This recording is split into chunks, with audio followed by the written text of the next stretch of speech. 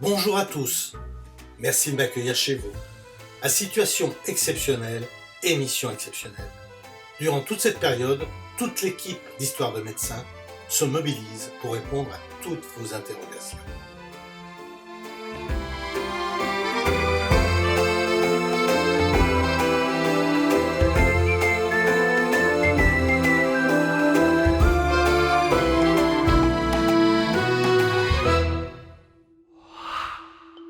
Les femmes enceintes et leur enfant à naître ne semblent pas particulièrement susceptibles de développer des formes sévères de Covid-19. Cependant, il existe un certain nombre de recommandations pour adapter la prise en charge de la grossesse au contexte épidémique. Y a-t-il un risque pour la future maman et son bébé ? À l'heure actuelle, on pense que les femmes enceintes ne sont pas plus exposées que les autres femmes de contracter le Covid-19. Aucune donnée ne permet d'affirmer par ailleurs que la grossesse est un facteur de risque pour développer des formes sévères de la maladie. En revanche, il existe un certain nombre de précautions à prendre. Quel risque ? Que faire ? Quelques conseils. Il est conseillé aux femmes ne présentant pas de symptômes de la maladie d'appliquer rigoureusement les gestes barrières et de respecter le confinement au cours de leur grossesse. Le suivi de la grossesse doit se faire de manière organisée et planifiée par votre médecin, ainsi que pour les examens prescrits, prise de sang, échographie. À noter qu'il ne peut y avoir d'accompagnant au cours de votre consultation, ni au cours de l'échographie. Et durant le 3e trimestre, il est connu qu'au 3e trimestre de la grossesse, le système immunitaire des femmes est particulièrement vulnérable aux microbes.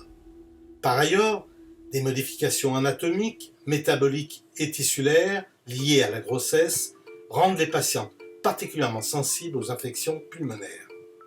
Pour les femmes ayant une activité professionnelle, un arrêt de travail est préconisé. Les femmes présentant une grossesse pathologique avec du diabète, de l'hypertension, sont considérées à risque pour le Covid-19 et donc doivent absolument se faire suivre. Un risque au cours de l'accouchement. Pour la plupart de ces patientes, l'accouchement et le suivi postpartum apparaissent très peu modifiés. Les enfants ne sont pas séparés de leur mère à la naissance, l'accouchement par voie basse reste possible et le séjour en maternité, à moins que la mère ou le bébé ne présente des signes de complications, n'est pas allongé. À l'heure actuelle, la présence d'un accompagnant est parfois envisageable sous peine de respecter des conditions drastiques de sécurité et d'hygiène. Les précautions à prendre durant l'allaitement ? Il n'y a pas de passage du virus dans le lait. L'allaitement maternel reste fortement recommandé, notamment pour permettre au nourrisson d'acquérir les défenses immunitaires de sa mère.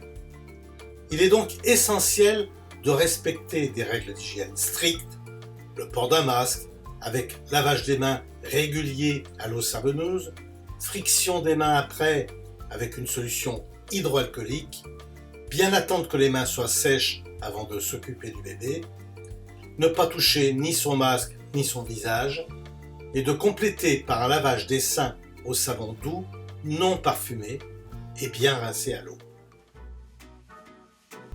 C'est tout pour aujourd'hui. Merci de votre attention. N'oubliez pas de rester chez vous. Je vous donne rendez-vous demain, chez vous, chez moi, tous ensemble.